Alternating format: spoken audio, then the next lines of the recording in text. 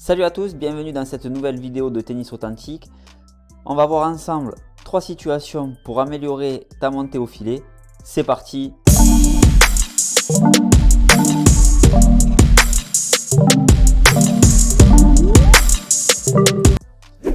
Donc la première situation que tu vas devoir mettre en place pour améliorer ton travail de montée au filet, ça va être une situation où tu vas devoir jouer dans l'axe. Sur ta deuxième frappe, ton objectif est de suivre au filet et ton partenaire joue le premier passing sur toi. À partir de là, vous jouez le point de façon complètement libre. Vous allez pouvoir voir comment on fait tout ça en image en suivant la démonstration qui arrive.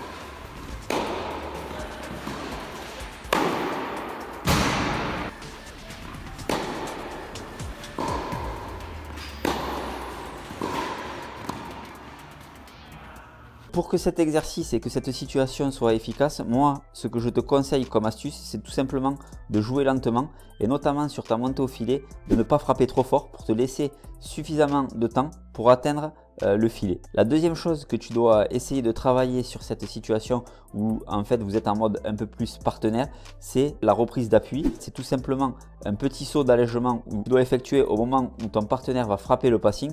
La reprise d'appui, c'est capital parce que ça va te permettre de te rééquilibrer, de te donner de l'équilibre juste avant d'aller jouer ta volée pour pouvoir frapper ta volée dans des bonnes conditions. Maintenant, la seconde situation à mettre en place, ça va être une situation un peu plus réelle, un peu plus proche du jeu. Vous partez sur un échange et dès que tu as une balle un peu plus facile, tu montes sur le revers de ton adversaire parce que c'est souvent le point faible des joueurs. Par contre, sur cette situation, ton adversaire, comme il est sur son coup faible, a la possibilité de jouer où il veut, finissez le point à partir du moment où le passing a été tiré.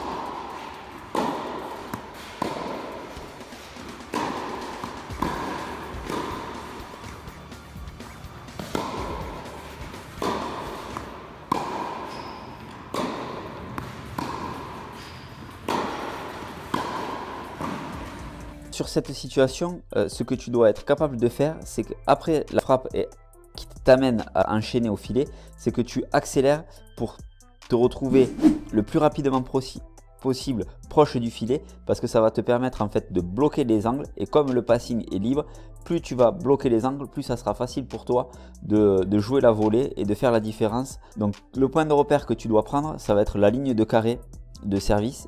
Ton objectif, c'est vraiment de jouer ta première volée sur la ligne de carré de service. Si tu es derrière la ligne de carré de service, là tu vas laisser beaucoup plus d'angles et ça va être vraiment facile pour ton adversaire de te passer sans que tu touches la balle. Essaye d'être sur la ligne ou même légèrement devant la ligne pour arriver à jouer une volée dans les meilleures conditions possibles. La dernière situation pour améliorer ta montée au filet et être performant dans ce domaine, sur cette situation, ce que tu dois être capable de faire, c'est d'anticiper la balle courte ou d'anticiper une balle qui va être plus lente.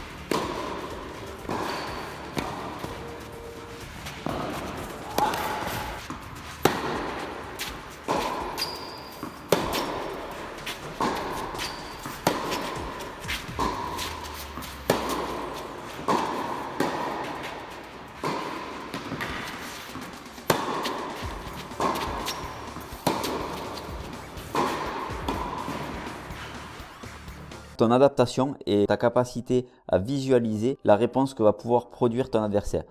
Tu imagines que tu arrives à jouer une balle profonde, il y a des chances que ton adversaire raccourcisse ou joue plus lentement. À ce moment-là, tu dois être prêt et à bondir vers la balle pour venir jouer la balle plus tôt, en phase montante, pour enchaîner vers le filet. Voilà, maintenant tu as vu ces 3 situations, à toi d'aller les mettre en place directement sur le terrain. Tu as bien compris que pour monter au filet, ça se prépare. Tu dois être capable d'identifier la bonne balle, de venir jouer en phase montante, d'être réactif et d'accélérer après ta frappe pour enchaîner au filet et de te retrouver au niveau de la ligne de carré de service pour effectuer une reprise d'appui et te rééquilibrer pour finir dans des bonnes conditions. Maintenant, si tu veux aller plus loin, j'ai créé pour toi une formation 100% gratuite que tu peux retrouver sur mon site tennisauthentique.fr ou que tu trouves en lien dans la description. Rendez-vous dans une prochaine vidéo et d'ici là, reste en forme.